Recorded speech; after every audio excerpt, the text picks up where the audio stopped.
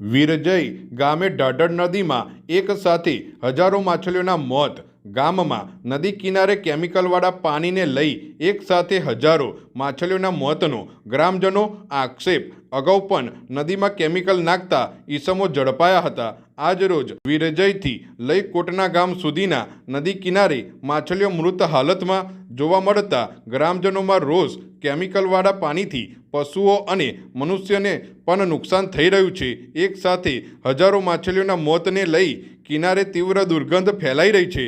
કરજણ તાલુકાનું વીરજય ગામ ઢાઢર નદી પ્રસાર થાય છે. એમાં વારંવાર કેમિકલ છોડવાથી લાખોની મચ્છી મરી જાય છે અને અમારા પ્રાણી પણ નદીનું પાણી પીવા છે જતો આવતો અને ચોમડીના રોગ થાય છે.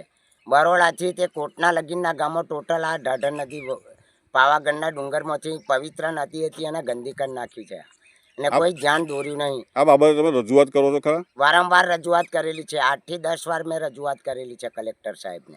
અત્યારે ઉનાળો છે તો ઉનાળાના લીધે મચ્છરીઓ નાના કેમિકલ છોડવાના કારણે કોઈ કંપનીવાળા કેમિકલનું કોઈ કલેક્ટર સાહેબે કે કોઈ ધ્યાન આપ્યું જ નહીં. વારંવાર કેમિકલ રાતે છોડા છે. શું નામ તમારું? કે એમ પડિયાર, કાલદાસ મગન પડિયાર. સમસ્યા એવી છે કે દર વર્ષે છે ને આ નદીમાં ઢાઢર નદીમાં કેમિકલ છોડવામાં આવે છે અને કેમિકલથી જે અમારા ગામના ગ્રામજનો જે નદી કિનારે પશુધન ચરાવતા હોય એ કેમિકલવાળું પાણી પીવે છે. એનાથી પશુઓને પણ નુકસાનકારક છે. બીજું કે કેમિકલથી જે અસંખ્ય સંખ્યામાં માછલીઓ જે વિજયથી બાજુનું ગામ કોટના, સોખડા, વંછરા દરેક જગ્યાએ આજે જે મચ્છીઓ ઠપ્પા વાગી ગયા છે કેમિકલથી મરી ગયેલ છે.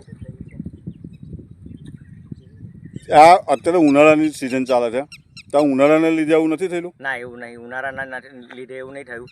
આ કેમિકલથી રાતની દરમિયાન અમે કંપનીઓ જે પોર્ટ જીઆઈડીસીની છે તે કેમિકલ રાત્રિ દરમિયાન ઠાલવી જાય છે, બરાબર. હવે એ કંઈ ઠાલવેથી એ ખબર નહીં, પણ અગાઉ મિરાજ ને ટીકરિયાની અંદર જે કોહ વચ્ચે કોહ આવેલો છે એની અંદર ઠાલવતા આ લોકો અગાઉ પકડેલું પણ છે. તો આ બાબતે તંત્રને તમે જાણકારી આપેલી છે કે નહીં? તંત્રને રજૂઆત અમે કેટલી વખત રજૂઆત કરી.